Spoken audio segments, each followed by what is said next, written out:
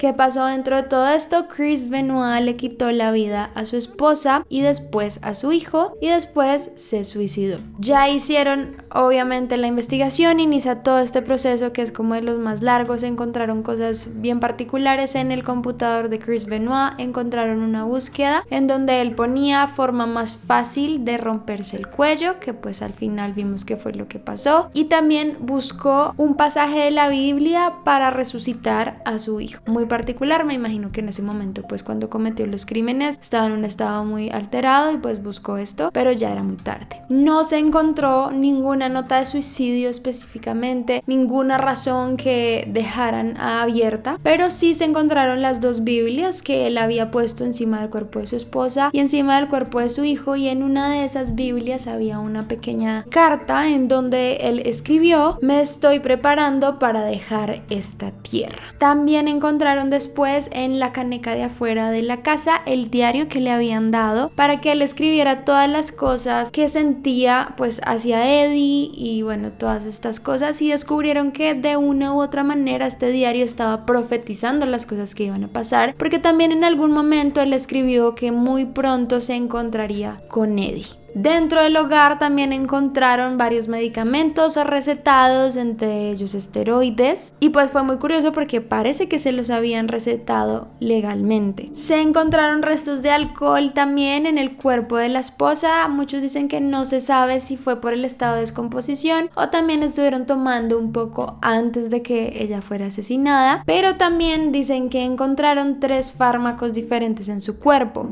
hidrocodona, hidromorfona y Xanax, que fue el mismo que se le encontró al niño en su cuerpo. No se sabe si se lo dio antes de matarla también o después. Pero igual, a pesar de todo esto, los niveles de estas drogas que encontraron en ella no eran tan altos como para que estaba drogada o que ahí le hicieron algo, sino que eran como niveles de un tratamiento normal. También a Chris Benoit le encontraron estos mismos medicamentos dentro de su cuerpo, pero también a niveles normales. El único que sí le encontraron alto fue cipionato de testosterona, que es un esteroide que usan a veces los deportistas. Entonces esto fue como lo único alto que encontraron. De resto todo estaba en las condiciones prácticamente normales. Entonces entremos aquí a hablar de las teorías sobre este caso, que hay varias que son demasiado interesantes, pero bueno, para mí ya hay una más que evidente y ya ustedes igual van a ir dándose cuenta y decidiendo por ustedes mismos. En un primer momento pensaron que Chris Benoit asesinó a su esposa por evitar que ella se fuera. Dicen que la esposa de Chris Benoit algún tiempo atrás de pues que muriera, había presentado una denuncia para un divorcio por parte de Chris, alegando que él estaba siendo muy violento. Sin embargo, ella días después quitó esta denuncia y ya no volvió a aparecer en tribunales. Entonces piensan que probablemente lo que ocurrió fue que ella se iba a divorciar, Chris no quería, la amenazó y pues terminó en esta tragedia. Yo por mi lado no creo que sea del todo algo que pudo haber ocurrido, pero ya les voy a explicar por qué otras razones. Hubo una razón muy específica también que salió, una teoría específica que salió, y fue de un síndrome que tenía su hijo llamado el síndrome X frágil. Dicen que es como una especie de retraso dentro del desarrollo infantil y que esto generaba mucho estrés en Chris. Entonces que probablemente ese día explotó con el estrés del síndrome de su hijo y fue cuando cometió los actos. A pesar de todo, hay mucha gente alrededor de la vida de ellos que dice que el niño no tenía este síndrome, como que tenía rasgos que lo hacían parecer, pero que él no tenía genuinamente este síndrome, que él era un niño normal, iba a la escuela normal, estaba adelantado con sus amigos igual, así que digamos que lo descartan un poco, y a mí desde mi lado se me hace como un poco raro que alguien cometa algo así, pues porque su hijo tenga una condición, se me hace que no tiene mucho sentido. La siguiente teoría habla sobre el ex de Nancy, Kevin Sullivan. Ya en un momento al inicio del video les dije que ya les iba a explicar toda esta situación, que fue pues básicamente el ex esposo de Nancy, Kevin, con el que Chris se enfrentaba y que al final sí terminaron en peleas, pues porque digamos que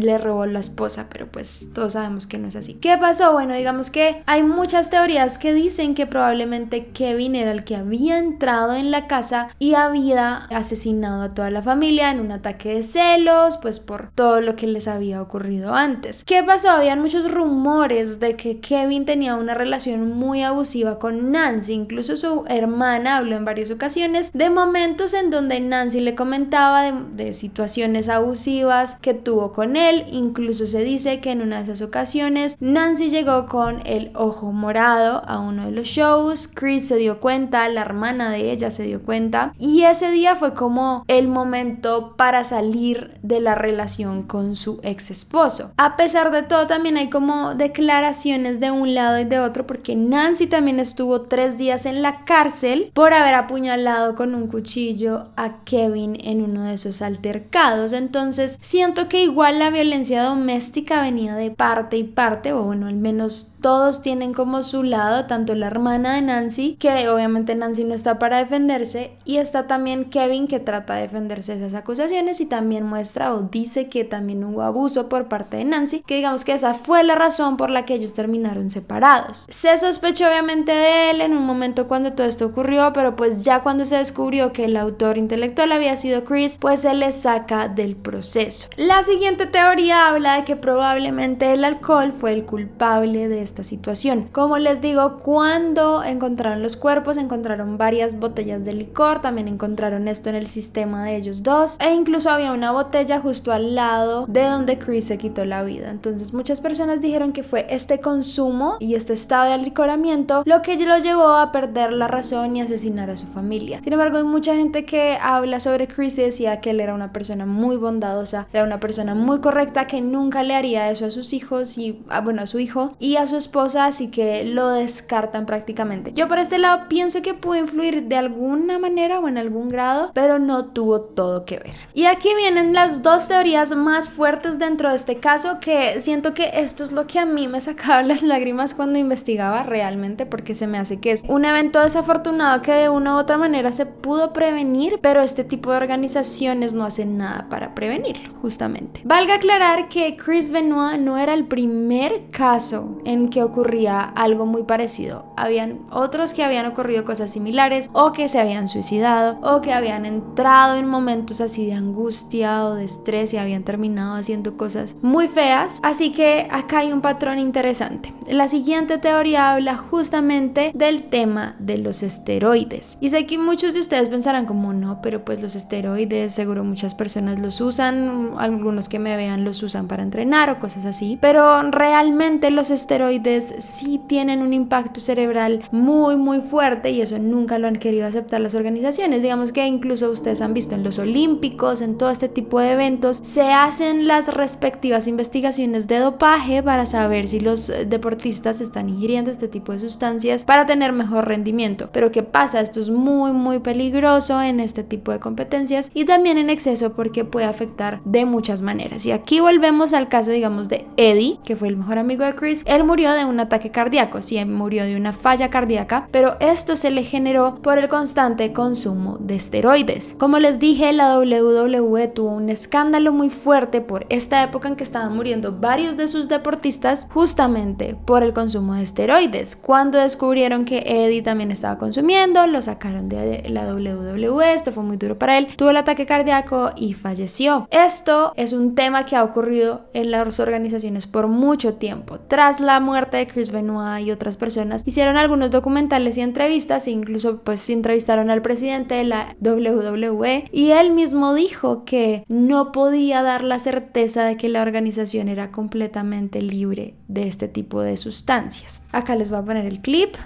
Is the WWE steroid free, drug free? I don't think that there's any organization in the world, be it entertainment or be it sport, that can tell you that they are totally drug free.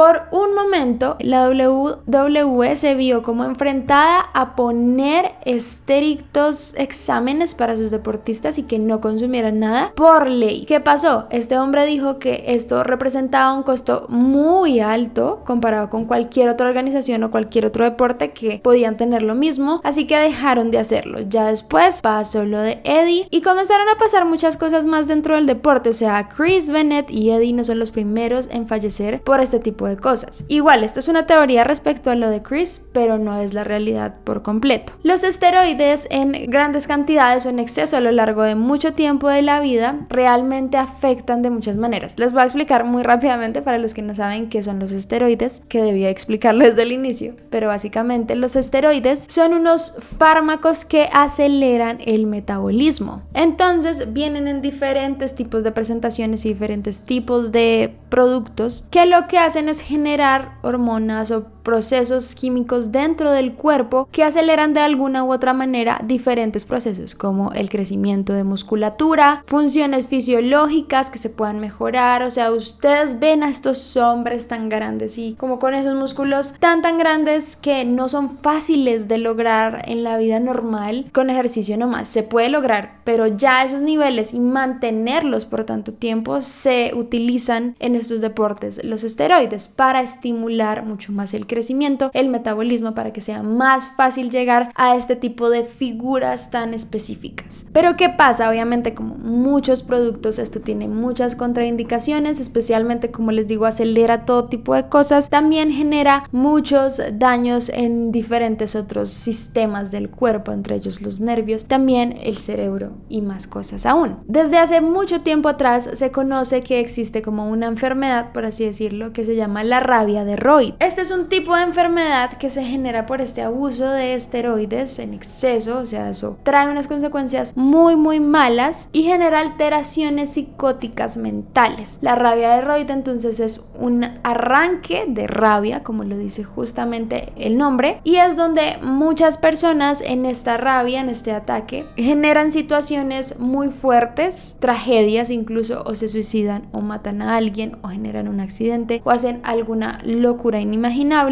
Y pues esto lo genera porque el cerebro lo que primero hace es generar acciones completamente violentas y agresivas en ese momento. Las investigaciones entonces apuntaban a que probablemente lo que él sufrió fue un episodio de rabia de Royd, porque también algunas de las personas cercanas a ellos decían que a veces Nancy escribía que no podía tolerar los ataques de rabia de Chris, que tenían momentos así en donde él era muy explosivo. Incluso hay personas que presenciaban momentos donde peleaban y era como explosividad por todos lados. Así que se pensó en un momento que esto era una de las grandes razones. Dentro de todos estos cuadros de rabia de Royd se presentaban síntomas como profundas depresiones, que es algo que seguro tenía él tras la muerte de Eddie, alteraciones y distorsiones de la realidad que pudo ocurrir en ese ataque paranoide y por eso pues mató a su familia, brotes de ira y cambios repentinos que muchas personas decían sí, él lo sufría a veces y constantemente, y pues ideas de suicidio o quitarse la vida, que fue al final lo que terminó ocurriendo. Sin embargo, muchas personas comentaron que Chris no tuvo un ataque de ira de este tipo,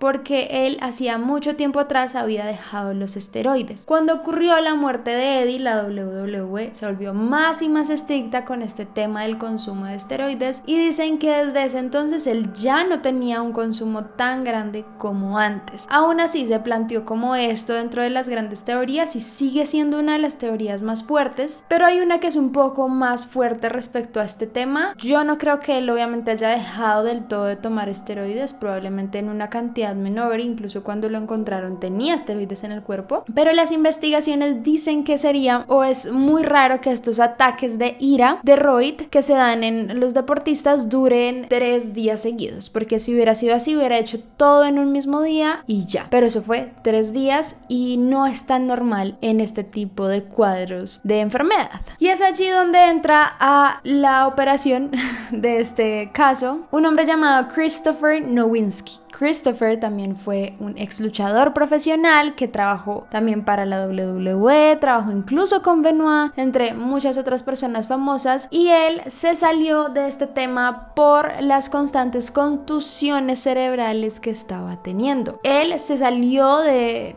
la lucha profesional y se convirtió en un neurocirujano. Eso se me hace bastante interesante, pero básicamente lo que él dice es que él, tras tener esas contusiones y comenzar a tener muchos problemas en su mente y en sus pensamientos, decidió darle un alto y especializarse en tratar de entender esto. ¿Qué pasó? Christopher se contactó también con el papá de Chris Benoit y le pidió que por favor, si él quería extender un poco mejor la investigación, le ayudara a conseguir el cerebro de Christopher Benoit para él examinarlo y tratar de dar una nueva perspectiva de lo que pudo ocurrirle a su hijo. Este médico, exjugador también, ya había hecho hacía tiempo atrás varios exámenes no solo a luchadores, sino también a deportistas de otro tipo de disciplinas como fútbol americano y otros deportes de impactos en la cabeza. Él ya había hecho exámenes a otros y había descubierto cosas muy interesantes. El papá de Chris Benoit accede a darle el cerebro, así que se le entrega a este médico, quien durante varios meses se dedica a hacerle un exhaustivo examen al cerebro de Chris Benoit. Cuando salen los resultados, sin duda creo que es a mí lo que me soporta más la idea de lo que realmente ocurrió con Chris y por qué se me hizo también tan difícil de procesar cuando lo leí. Ellos descubrieron que el cerebro de Chris Benoit tenía en realidad la edad de un hombre de 85 años, cuando en realidad Chris Benoit tan solo tenía